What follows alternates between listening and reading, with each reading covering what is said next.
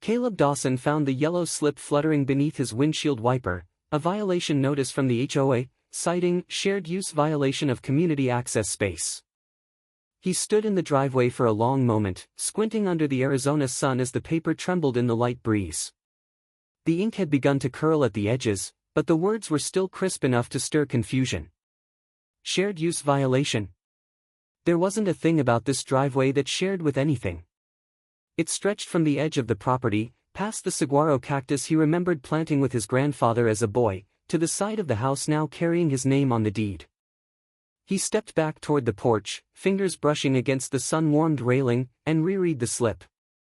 Howard had always warned him, the first signs of HOA trouble were quiet, bureaucratic, and annoyingly yellow. Caleb ducked inside, grabbed his phone, and snapped a picture of the notice.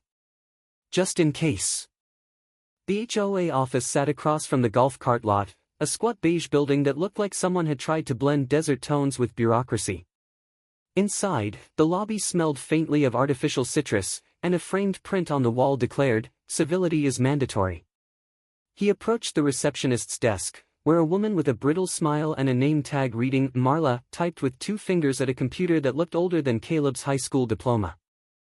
"I'm here about a violation notice," Caleb said, holding up the slip. Marla barely looked. "Driveway?" He blinked. "Yeah." She nodded toward the hallway. "Miss Hargrove can see you." Loretta Hargrove sat behind a desk polished to a dull shine, hair in a no-nonsense bun, lips painted with the same precision as the signature on her nameplate. She smiled, though it didn't reach her eyes. "Mr. Dawson," she said. "Your driveway doesn't comply with the easement overlay." Caleb raised a brow. "The driveway's been here since 1979. Loretta folded her hands. "And community standards evolve. Our current overlay requires that certain portions remain unobstructed for potential shared use. There's a fence on either side." She shrugged. "Nevertheless, the violation is valid. You're welcome to appeal it at the next board meeting." It was the kind of dismissal that felt rehearsed, polished like the desk, indifferent like the citrus-scented air. Back at the house, Caleb dropped the notice onto the kitchen table with more force than necessary. Howard looked up from his mug of black coffee and Arizona Republic, eyebrows raised. "Got something," Caleb muttered, sitting down across from him. Howard read the notice, then took a sip. "Didn't I say? First trouble comes with paper, not bricks. They're saying my driveway's violating some shared-use overlay." Howard tapped the rim of his mug thoughtfully. "Bring me the deed and the HOA bylaws. Let's see what's actually binding and what's just inflated nonsense." That afternoon, Caleb dug through the moving boxes in the garage, eventually producing the deed folder from under a pile of mismatched extension cords and a bag of mismatched nails. Inside, the documents smelled like paper left too long in dry air, the scent of old ink and legal ambiguity. Later that week, Caleb attended his first HOA board meeting.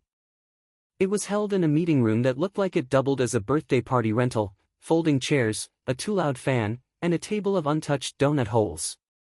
Most of the attendees were retirees, a few of whom were already dozing by the time the agenda reached old business. Loretta presided from the front, Dennis Crowley seated beside her with the vaguely smug look of someone used to getting his way at poker night. Caleb introduced himself during the open forum, bringing up the notice and the overlay issue. Loretta smiled again. "Thank you, Mr. Dawson. All driveway matters are being reviewed for consistency." Dennis added, "We must protect the integrity of shared spaces." Caleb glanced around. Not a single other driveway had been cited. He knew because he checked. After the meeting, Howard waited for him in the Red Rooster Cafe, sipping from a chipped mug that bore the faded slogan, "Still brewing since '87. The place smelled like bacon and memory, and veterans sipped coffee for hours without being asked to leave. Caleb slid into the booth beside him, laying out the documents. Howard didn't speak for a while, just flipped pages. "You see this?" he eventually said, tapping a clause buried in the back of the HOA guidelines. "There's some seriously vague language here about pre-existing structures and exemptions. You think we have a case?" Howard leaned back, watching a waitress pin a new flyer to the corkboard. Community garage sale, volunteers needed. They've overplayed their hand, he said. You don't send a violation like this unless you're fishing. Caleb frowned. Fishing for what? Howard smiled, thin and calculating. For someone who doesn't know what they own. They sat there a moment longer, the clink of diner mugs and murmured conversation filling the silence. Son, Howard says quietly, I think they don't know what they've signed over. When Caleb opened his front door, he didn't expect to see a freshly painted yellow boundary line snaking through his driveway. It curved deliberately across the concrete, precise and unmistakably official. The line started at the sidewalk, veered off-center across his tire marks, and ended just shy of the garage, like a marker between ownership and occupation. For a moment, he stood barefoot in the doorway, the cool of the tile behind him contrasting the shimmer of heat that hovered over the paint. He didn't need to call Howard. His father was already walking up the driveway, coffee in one hand and the morning paper tucked beneath his arm. Caleb gestured silently at the line. Howard studied it a moment, then let out a low breath. They count on you not paying attention to the small things. The asphalt was still warm from the day before, the air thick with the scent of mesquite and recently cut grass. Across the street, a man in a blue polo shirt and a laminated HOA badge was measuring something with a clipboard, squinting against the sun. Caleb knew his name was Tim, the HOA's so-called courtesy officer. He hadn't even offered a wave. Later that morning, Caleb waited outside the HOA office. The air conditioning inside was turned too low, fighting the desert sun. A faint scent of lemon hung in the air, likely the same artificial citrus they pumped through every community building here. The waiting area hadn't changed, the same low hum of fluorescence, the same cracked vinyl chairs, and the same framed motto, civility is mandatory. Dennis Crowley emerged from the hallway, adjusting the cuffs of his dress shirt.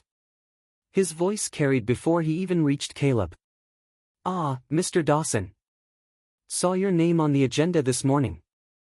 Caleb followed him into the side room, windowless and plain except for a battered wooden table and a bowl of peppermint mints. Dennis gestured for him to sit, then placed a slim folder between them. I assume you've seen the boundary line. It's temporary, of course, pending review. Caleb didn't sit. You marked my private driveway without notice. Dennis raised a brow. The board believes your parcel may lack a valid easement overlay. It's possible your property line was misrecorded during a prior transfer. Caleb frowned. This house has been in my family since the 70s. The driveway's never moved.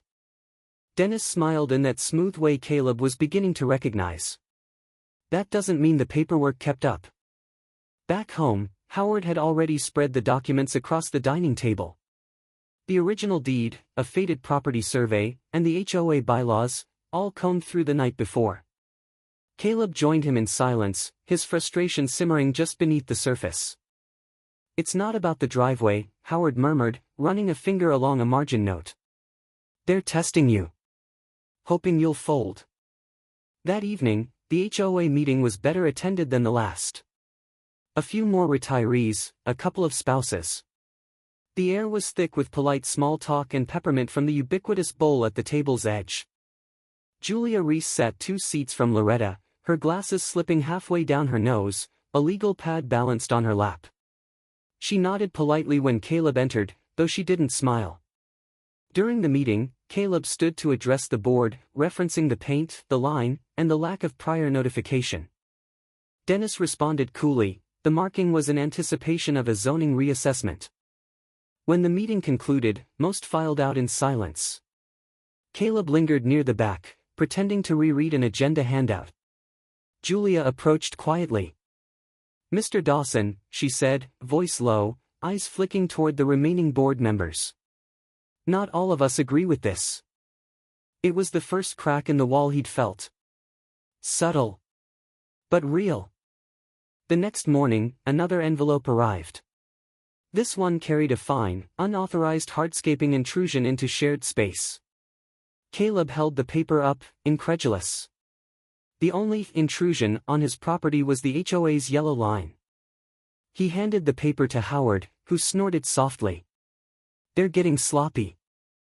That afternoon, a knock at the front door interrupted Caleb's second round of emails to the county recorder's office. It was Mrs. Pat Leary from next door, balancing a Tupperware container in one hand and a dish towel in the other. "Thought you could use something sweet," she said. "Snickerdoodles. Still warm." Caleb accepted the cookies with thanks, touched by the gesture.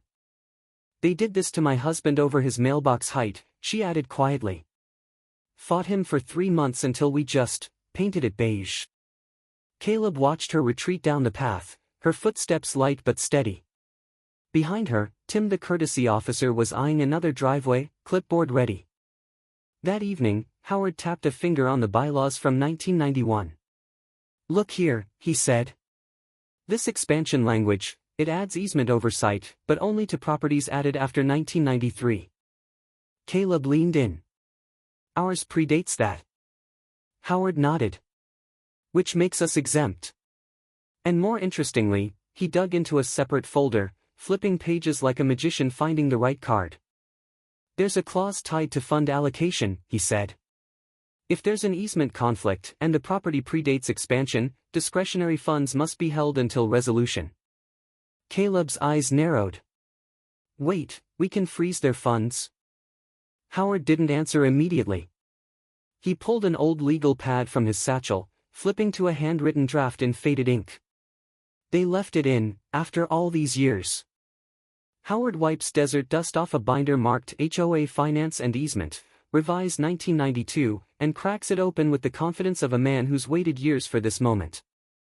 The spine creaked as he laid it flat on the folding table, and a puff of dry air, that blend of paper and time, lifted into the garage's warm night.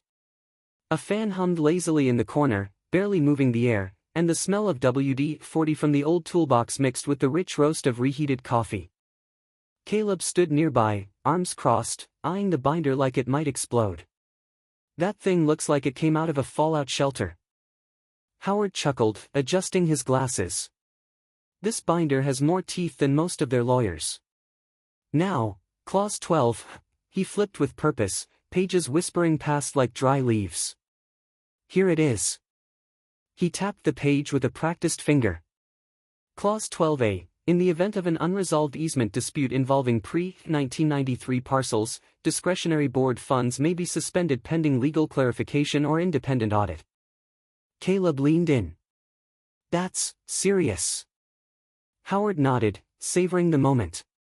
The strongest weapons in law aren't loud, they're buried. Just then, the door from the kitchen creaked open and Mara stepped in, balancing a plate of turkey sandwiches and a bottle of ginger ale. She wore an old Prescott High hoodie and offered Caleb a soft smile.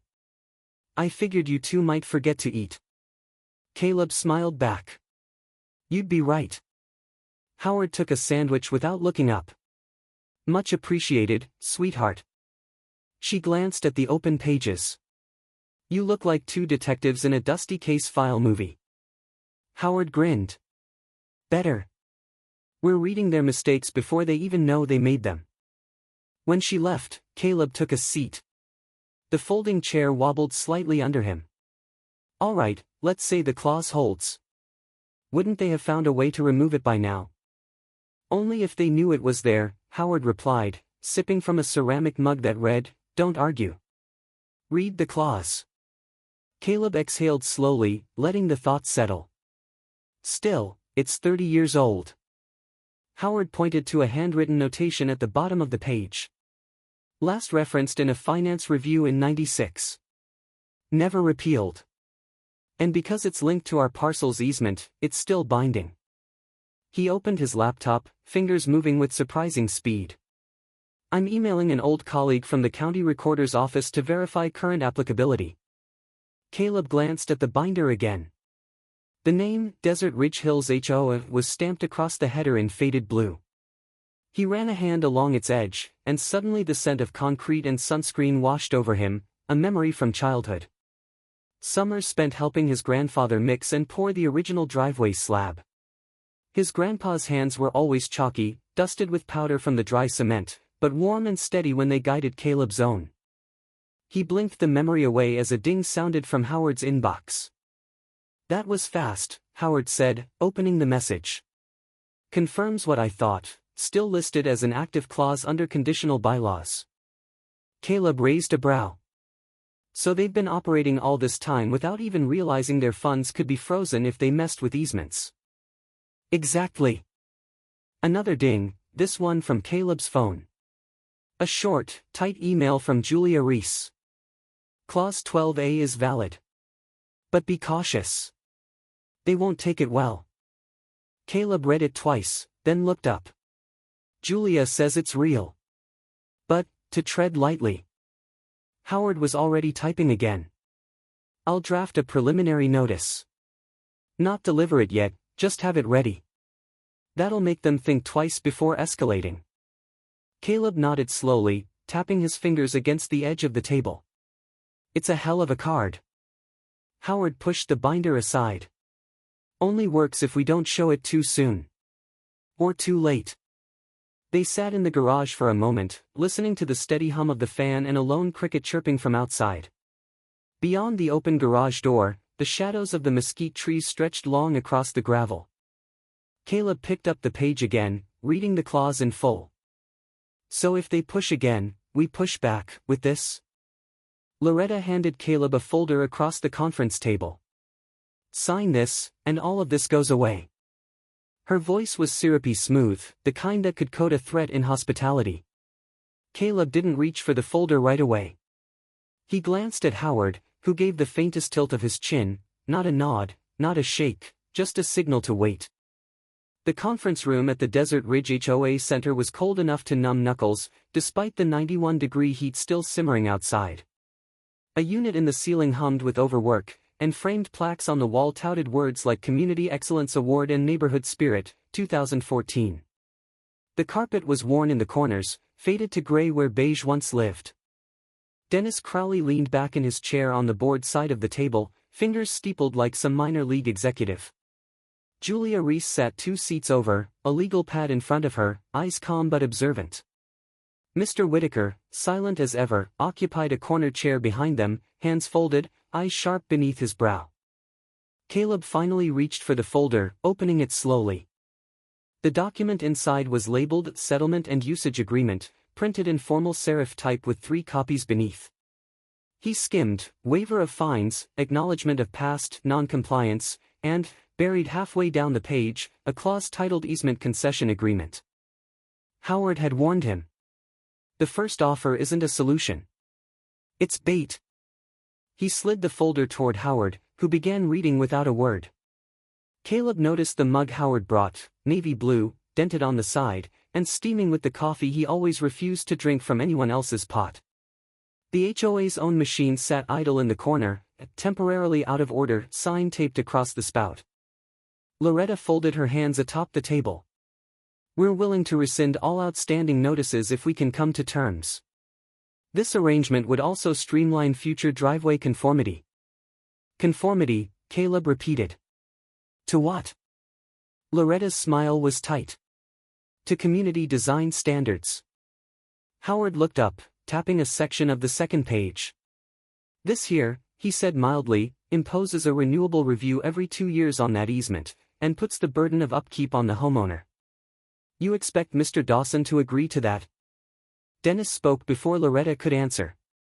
"It's a reasonable compromise. We believe the board has been more than generous." Caleb let out a slow breath. "You want me to give you legal access to my driveway, in perpetuity, and be responsible for maintaining it?" Loretta's tone cooled. "Shared spaces require shared responsibility." Howard closed the folder gently. "You're calling it a shared space. But the property deed calls it private."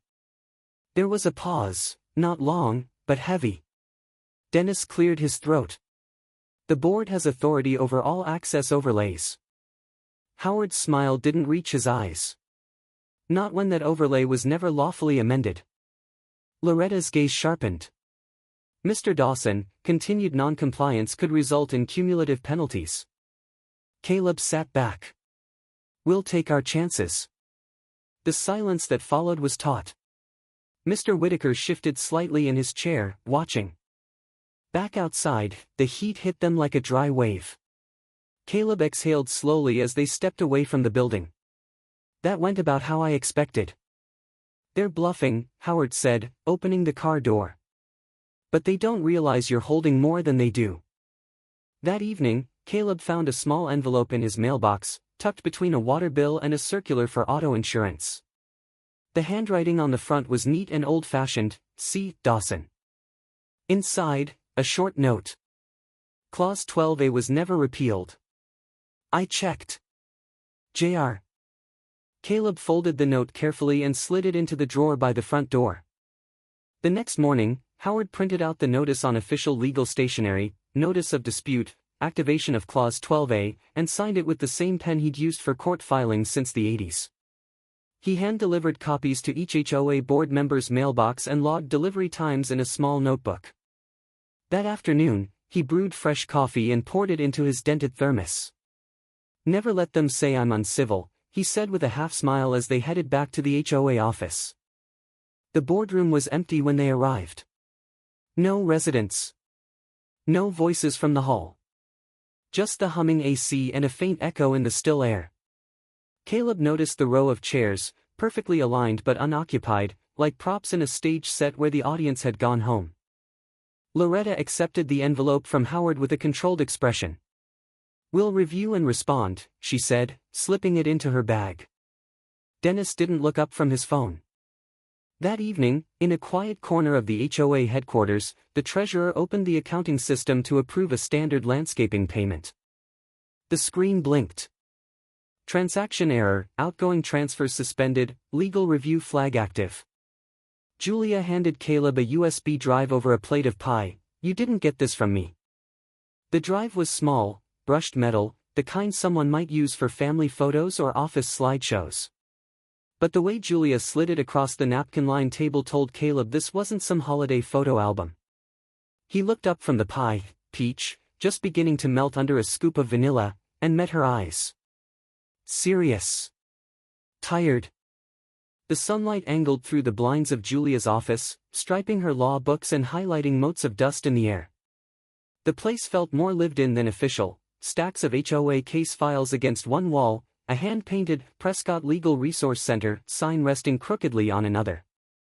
A coffee mug full of pens tipped slightly forward, and on the shelf behind her desk hung a framed quote in brass letters, "The law is not a weapon, it's armor." Howard sat across the room, glasses low on his nose, reviewing the table of contents from a binder Julia had also passed along. He didn't speak, but every few moments he made a quiet hum, the kind he only made when something didn't add up. Caleb held the USB in his hand. What exactly am I looking at?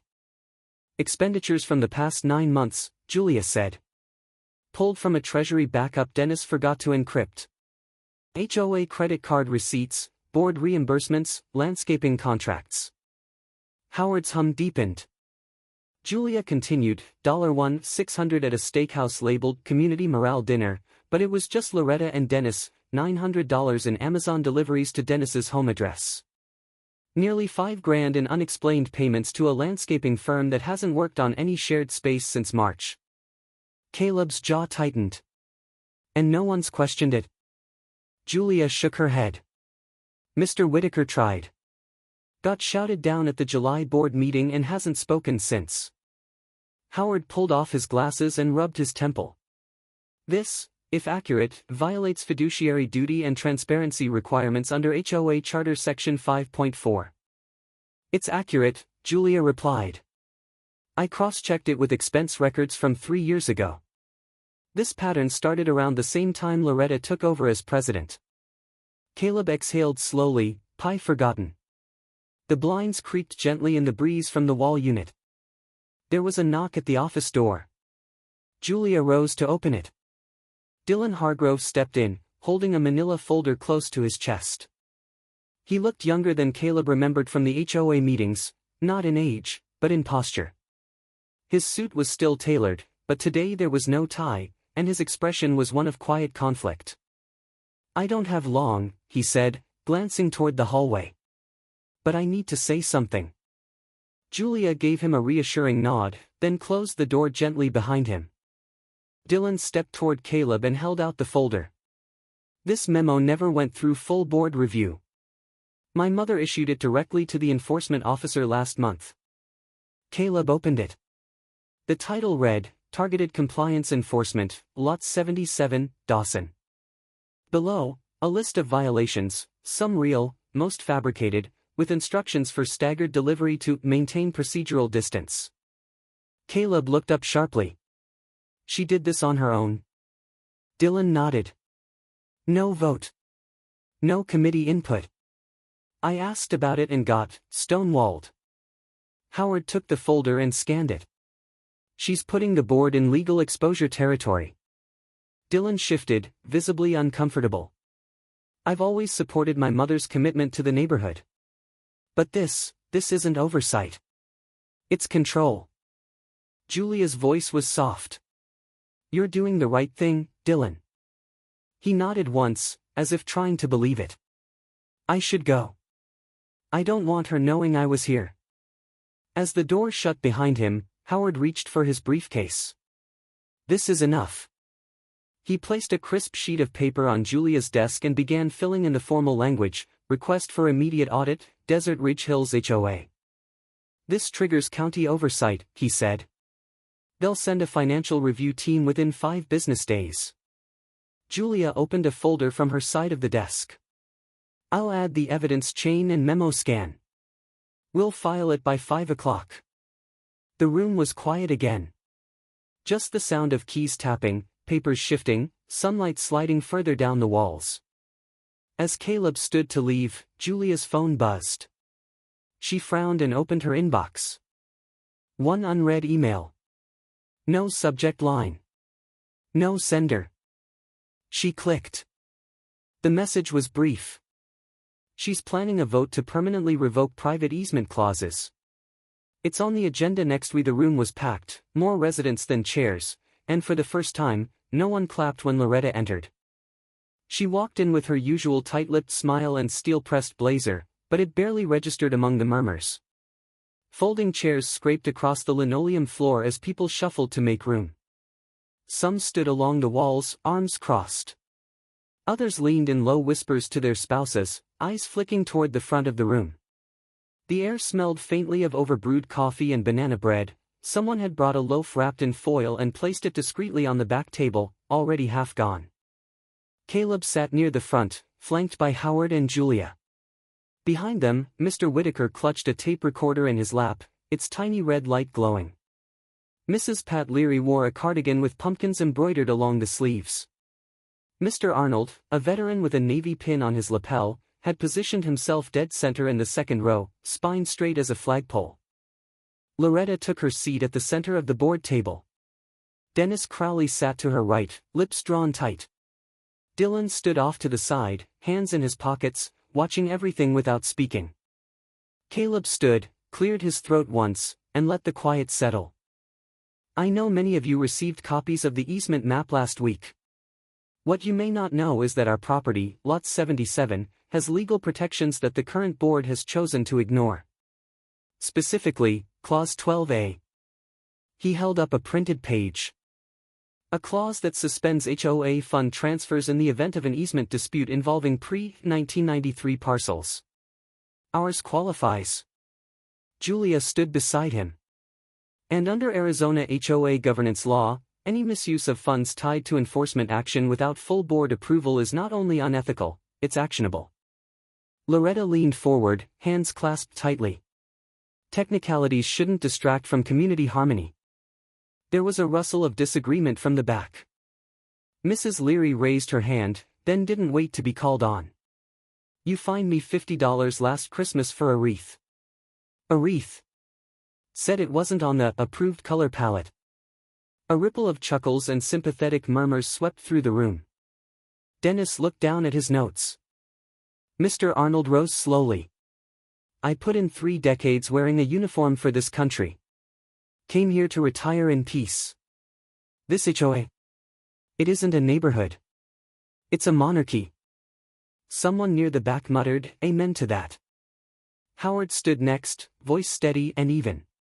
"We've submitted a formal petition for a financial audit. As per community bylaws, we are entitled to transparency." He unfolded a sheet of paper and began to read. Line 27, Community Entertainment, $1,642.38, Crowley and Associates Dinner, no guest list provided. Line 45, Reimbursed Landscaping, $4,971.22, non-contract vendor, address not listed. Line 52. He continued reading as the room fell quiet. Only the low hum of the overhead lights and the occasional click of Nolan's tape recorder filled the space. Caleb watched faces shift, from skepticism, to realization, to quiet anger. Even the residents who rarely spoke were now whispering to one another, heads shaking. Dylan remained still, his gaze moving slowly between his mother and the residents. When Howard finished, he folded the paper neatly, returned it to his folder, and sat. Loretta's knuckles whitened as she gripped her binder. Then, with one swift motion, she slammed it shut.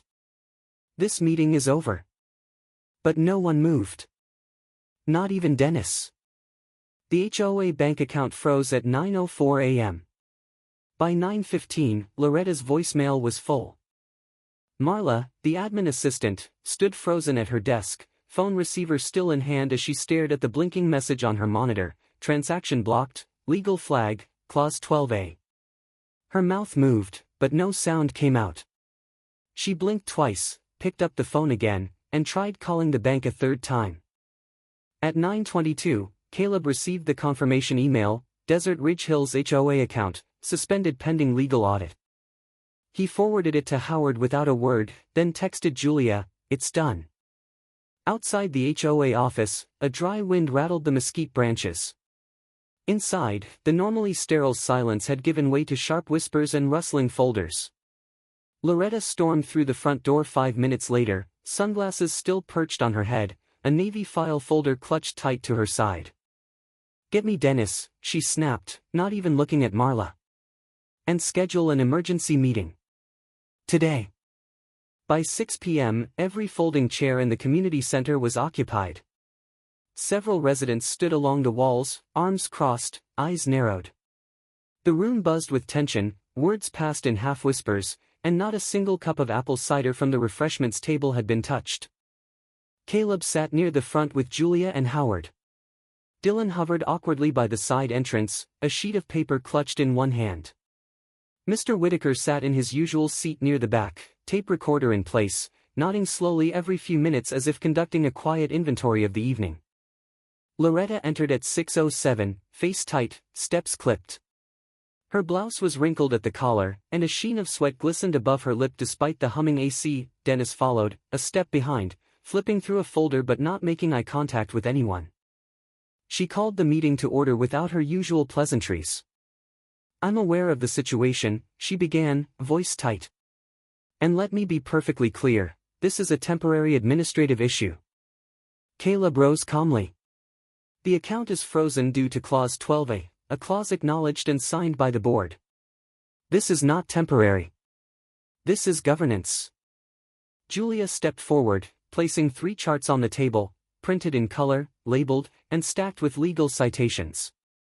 "Funds have been misused. Residents deserve answers, not deflection." Loretta waved a hand. "We're in the middle of an internal review." Dylan cleared his throat. Loretta turned to him, startled. He stepped forward, unfolded the paper in his hand, and began to read aloud. "As of today, I formally resign from the HOA Financial Committee, citing procedural misconduct, unilateral directives, and a lack of fiduciary transparency." The room went still. Even Dennis looked up. Loretta's mouth opened, then closed. Mrs. Leary stood. "I'd like a vote." Mr. Arnold followed. "Me too." "Point of order," Julia said. "Per HOA charter, any 3 residents may call for a floor vote of confidence in the sitting board. I call for it now." Caleb stood. Seconded. Howard rose last, slow and deliberate. Thirded. "I'll moderate." Loretta slammed her folder shut, the sound echoing louder than it should have in a room full of breathless silence. "This is outrageous," she snapped. "You're going to regret this." But no one answered. Not until Mr. Whitaker's voice cut through the room, steady, worn, and clear. "We already do." 3 weeks later, the potluck was held, right on Caleb's driveway. The sun dipped low in a mid-November sky, casting soft gold over the row of folding tables that stretched from the garage to the edge of the sidewalk. Dishes lined the tabletops, casseroles wrapped in foil, salads in mismatched Tupperware, pies with handwritten name tags, and a pitcher of cider that steamed gently in the breeze. Caleb stood by the porch, holding a stack of paper plates, his breath visible in the chill. A few neighbors waved as they passed, balancing bowls and slow cookers. Flags fluttered from porch poles all down the street, not the uniform banners once mandated by the HOA, but a patchwork of sports teams, autumn leaves, and old veteran stripes. It felt more lived in now, less curated. Julia arrived with a metal pan and a new clipboard tucked under one arm. She wore her usual blazer, but it was unbuttoned, and her face held something lighter than usual. "Roasted sweet potatoes," she said. "And I've got the first draft of the transparency charter." Howard accepted the clipboard with a grunt of approval, handing her a thermos in exchange. "Black coffee. No citrus aftertaste." She laughed softly. "You remember." Dylan helped unload chairs from a neighbor's truck, sleeves rolled, tie gone, hair wind mussed. He paused by Caleb as they aligned a folding table against the driveway slope. "I mean it," he said, not quite meeting Caleb's eyes. "You didn't just save your driveway. You gave the rest of us the nerve to speak up." Caleb nodded once. "Took all of us." Behind them, Mr. Arnold was already tending a small grill, steam rising as hot dogs sizzled in tidy rows. Mrs. Leary arranged her signature peach cobbler on a plate lined with gingham. Nolan manned the portable speaker. Woody Guthrie's voice floated gently across the pavement, "This land is your land, this land is my land." Loretta's house stood quiet across the street. The porch light off, windows shuttered. A discreet for sale sign nestled in the yard, a single red ribbon fluttering from the post. No one had seen her since the vote. Dylan had said she moved out early one morning, before dawn. Julia stepped up on a milk crate near the grill and called for attention. "Tonight, we're trying something new. Starting next month, our HOA will be governed under a resident-led finance committee, with full quarterly disclosures posted in the community newsletter. Every resident will have voting access. No more closed-door meetings." Cheers and applause broke out, not boisterous, but full of quiet agreement. Caleb raised his cider glass. To clear lines, legal and otherwise. Laughter echoed across the driveway. Mara snapped a photo just as a boy crouched near the garage with a piece of blue chalk, carefully drawing a peace symbol where the yellow violation line had once been. A few other children joined him, tracing stars and smiley faces that tumbled across the concrete. Howard watched from his lawn chair, arms crossed over his flannel, smiling beneath his cap. As dusk settled, strings of solar lights flickered on. The crowd lingered, conversations stretching into laughter and shared stories, past sunset and into memory. Caleb stepped beside his father, holding 2 mugs of warm cider. "Think we'll need Clause 12B someday?" Howard took a sip, savoring it before answering. "Let's hope not. But just in case, I already drafted it." On a quiet street once divided by silence and citations, folding tables and laughter now filled the space where lines had been drawn. What began as a single violation notice became a shared awakening, neighbors finding their voice, truth unmasking power, and a community rediscovering its purpose. In the end, it wasn't legal clauses or cold votes that changed everything, but the steady courage to question, to listen, and to stand together. When power forgets its duty, it takes everyday people to remind it where it belongs. Like chalk on a clean driveway, some marks fade, but the message, once written, stays with us.